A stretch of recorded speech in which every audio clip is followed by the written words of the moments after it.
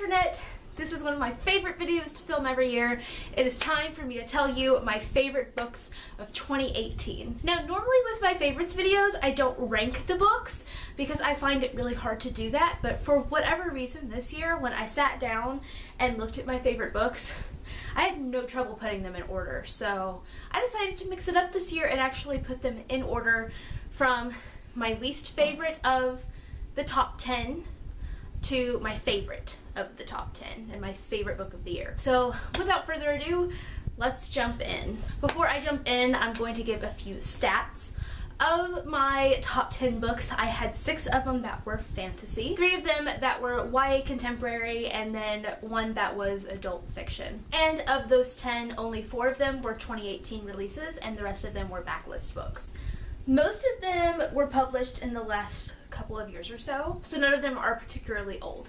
So without further ado, let's jump into the actual list. In my number 10 spot, I have The Cruel Prince by Holly Black. Now this is a book that's probably going to be on a lot of people's favorite lists this year. I was a bit nervous going into this book because it is super hyped on BookTube, and I'd heard mostly good things about it, but I was afraid that it wouldn't live up to the hype for me. And I think that there were a few points in the middle that did drag a bit, and I was starting to question the hype a bit, but then once I got to about the last third, I absolutely was just drawn in and I was so hooked, and I started theorizing about all these things that might happen, and I was shocked at a lot of things that happened, and I just ended up really enjoying this book. I will mention, since I didn't put this in the beginning of the video like I meant to, with my favorites list, these are books that didn't necessarily, a majority of them were 5-star reads, but they are mostly comprised of books that I not only rated high, but also have stuck with me. So there are actually a couple of not 5-star books on this list, which this is one of them, but this book has stuck with me, and I am really anticipating The Wicked King this month, which is why I went ahead and put it on the list anyway, because even though it didn't get 5 stars, it has stuck with me in the way that many 5-star books do. If you have not heard of The Cruel Prince, it is a YA fantasy. It's about this girl named Jude who has a twin sister and also an older sister. And Jude's older sister is actually part fairy, and the fairy that's her sister's dad comes and murders Jude's parents. And when he does, he takes the 3 sisters back to their world, and Jude grows up in the fairy world. And so it's from her perspective. Like I said, I really ended up enjoying this, and I understand why so many people like it, and that's why it has the number 10 spot on this list. In the number 9 spot, I have The Mark of Athena by Rick Riordan. This is the 3rd book in the Heroes of Olympus series, and my favorite book of that series. I had started reading the Heroes of Olympus series in 2017, and I finished the last 3 books in the series in 2018. This one was by far my favorite in the series. This is the one where we really start to see all of the main characters come together for the first time, as the first 2 books are kind of setting up the plot still and setting up all of the characters, and if you've read it, it makes sense. But this is the one where we start to see all the main characters really come together and all of the stories start to intertwine, and I absolutely loved that. This particular series is mostly about Roman mythology, although there is still quite a bit of Greek mythology in this series as well. And it takes place after the events in the Percy Jackson and the Olympian series. I listened to these books on audio, and I thought the audiobooks were fantastic, and I just really end up enjoying this series. So I highly recommend, if you liked Percy Jackson and you haven't read the Heroes of Olympus series yet, you definitely should, because I think they're really good. And the number 8 spot is a book that I read back in, I want to say January, so I don't remember as many details about it, but I really loved it, and it still made it onto my favorites list. And that book is Down Among the Sticks and Bones by Shauna McGuire. This book is the 2nd book in Shauna McGuire's Wayward Children series. The first book, Every Heart a Doorway, introduces this entire world. Basically, this series is about children who have come back from different portal worlds. So think like Wonderland or Oz or Neverland, Narnia, places like that. And these children have come back from these worlds, and they're having a hard time adjusting back to our world, our reality. And so they end up going to this school, and a lot of different adventures happen.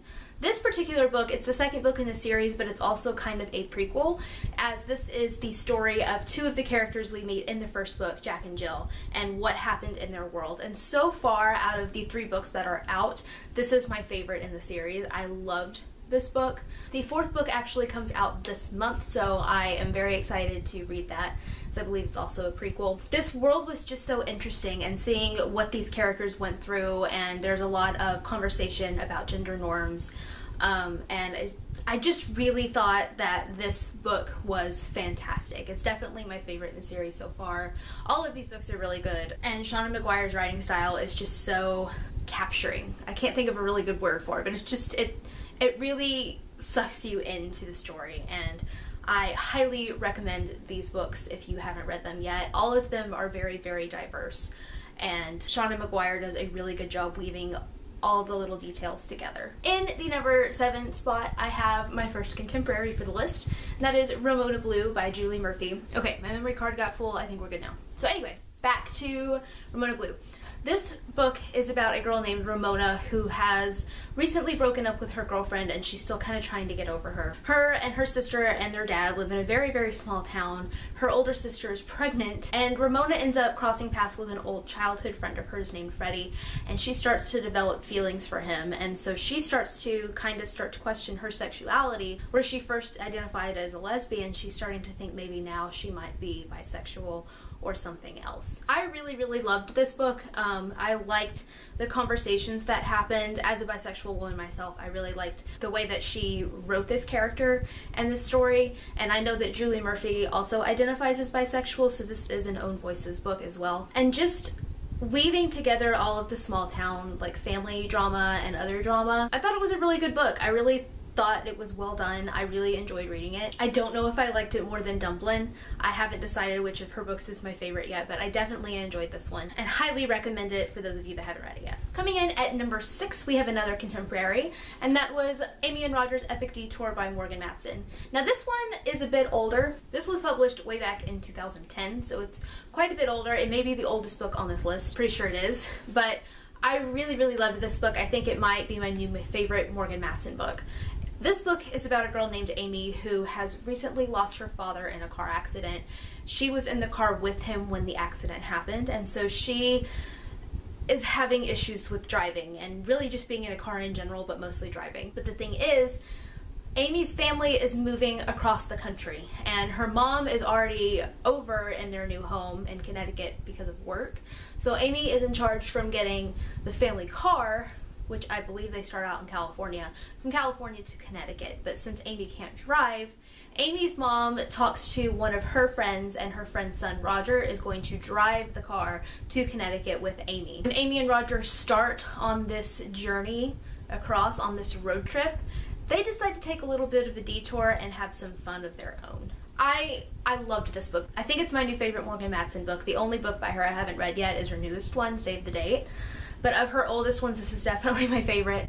I really loved just how fun the story is, and also how it has so many different serious notes to it. I loved the conversations about grief and the way that she worked that into the story. I think it was done really well. And I loved all the personal details. Morgan Matson actually took the road trip herself, and so she has a lot of her own, like, pictures scattered throughout that she took, and there are different, like, playlists that Amy and Roger come up with for when they're going from place to place. I just loved all the little details about this story, and I really, really enjoyed it. It was the perfect summer book, and it made me want to take a really long-ass road trip, which I still haven't done, but I definitely want to now after reading this book. So we are down to the top 5. In the number 5 spot, we have Girl Made of Stars by Ashley Herring Blake. This was a 2018 release. This book is one of those very hard-hitting YA contemporary stories. It's about a girl named Mara whose twin brother Owen was accused of raping his girlfriend, who also happens to be one of Mara's best friends, Hannah. And it's about just that entire situation. You get to see it from really all of the angles It's kind of about how Mara, it's mostly about Mara and how she's trying to deal with this situation of, obviously she believes her best friend, but her brother, I mean, it's her brother, and so she's trying to deal with it in her own way, but it doesn't take away from the situation being about Hannah at the same time. And it also talks about how Mara's family deals with it. It's one of those books where it handles a very, very sensitive topic very well, in my opinion, because I feel like Ashley Herring Blake really nailed it. She really tried to get all the different angles of the story, and she did it in a very respectful and emotional way. I really feel like this book is super underrated. I've seen it on a couple of favorites lists, but I haven't honestly seen near enough people talking about it, and I definitely think that it deserves more attention than it gets. Obviously, if reading anything about like rape or abuse is a sensitive topic for you, you may want to steer clear of this one, but I thought it was a really, really excellent book, and I can't say that I enjoyed it, but I really, really appreciated it and what it did, and I absolutely love this author. I haven't read a book by this author yet that I didn't give 5 stars. The next book on my list is Children of Blood and Bone by Tomi Adeyemi. This book I think is going to be on a lot of favorites lists because it was so good. So we follow a few different main characters, but the main storyline is about this girl named Zaylee, who she lives in a world where magic really isn't around anymore. The king has basically gotten rid of magic. Zaylee finds out that she does have some magic in her, and she finds this chance to try and bring magic back for good, and she goes on this kind of quest to do so. I feel like that's not the greatest synopsis for the story, but it's really good. So this book, a lot of it is kind of based around African folklore and mythology, and it had a lot of really, really great things going on. There's a really, really great female friendship in here between Zaylee and Amari. And of course there's the prince, who is trying to make sure that Zaylee doesn't succeed in her task. So there's a lot of drama, there's a lot of action. It was just really good. This is the debut book, and it was just mind-blowing how good it was for a debut book. I'm really excited to read the second one. I think this is going to be a really great series, and I can't wait to see what all this author does, because she's really, really good. And if for some reason you haven't checked this book out yet, you definitely should. Okay, so we are down to my top 3. In the number 3 spot is a book that I loved, and actually this book is older as well. This was first published in 2013, but its popularity has kind of come back around because it recently had a sequel that came out, and that book is Vicious by V.E. Schwab. This book is about 2 college roommates named Victor and Eli, and they are working on their thesis, and Eli decides to do his thesis on how people become what they call EOs, or extraordinaries, and it's basically people who have some kind of power, almost like a superpower. And Eli has this theory that people become EOs from near-death experiences. So Victor and Eli start working on experiments to test this theory, and everything goes horribly wrong. And then we flash forward to 10 years later and what Victor and Eli are up to. Basically 10 years later, Eli is trying to kill off all the EOs, and Victor is trying to kill Eli. It's really, really good. You get to kind of go back and forth between the college days and current times. And I think that Victoria did a really good job going back and forth, and the story still made sense. I was sucked into this book. I read it so quick, and it's my favorite first book in any of her series so far. I wish I'd read it sooner. I loved it. I haven't read the sequel, Vengeful, yet, but I'm really excited to do that. It was just so easy to get sucked into this book, and it was just really, really good. I'm honestly kind of obsessed with it. It was just really fucking good. Yeah, if you like any kind of like sci-fi, fantasy, because I feel like it's more science fiction than fantasy. If you're into that kind of thing, definitely check it out. The second book on this list is probably not a surprise if you watch my channel at all. That book is Kingdom of Ash by Sarah J. Maas.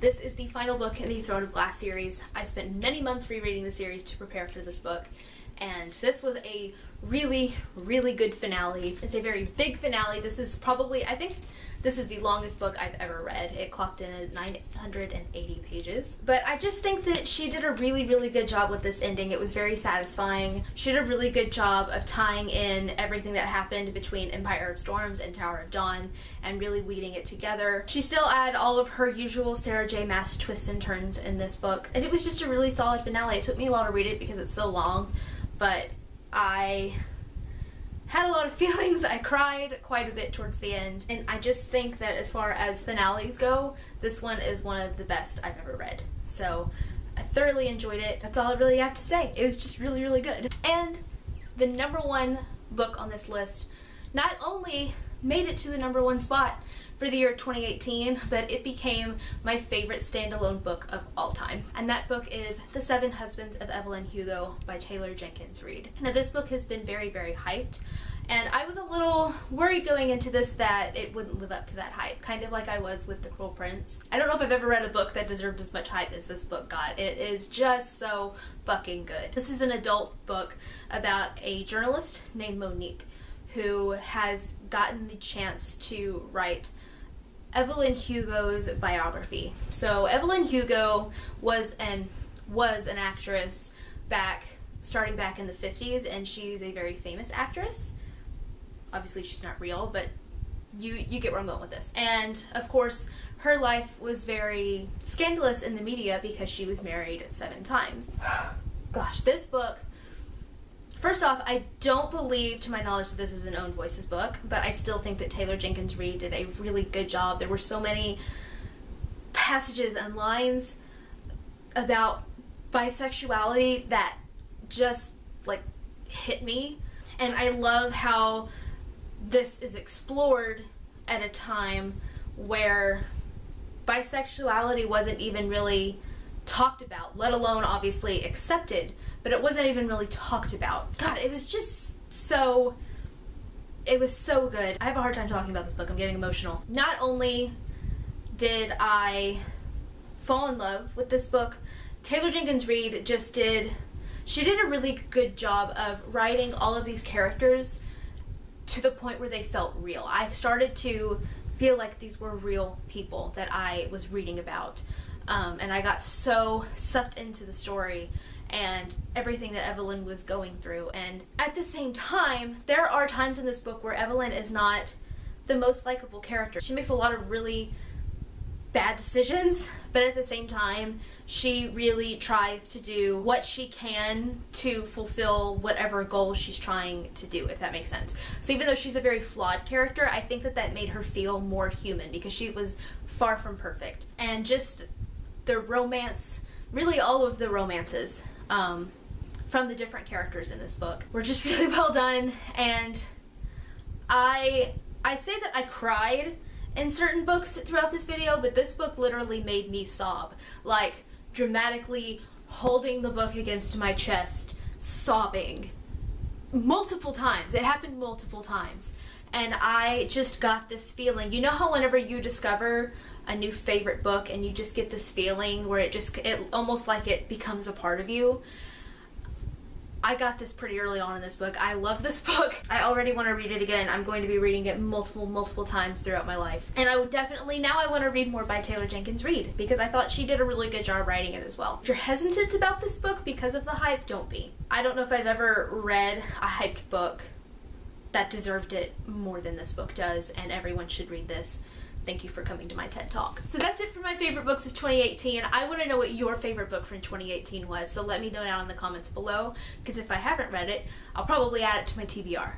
And that'll be it for this video, and I'll see you guys next time with another video. Bye.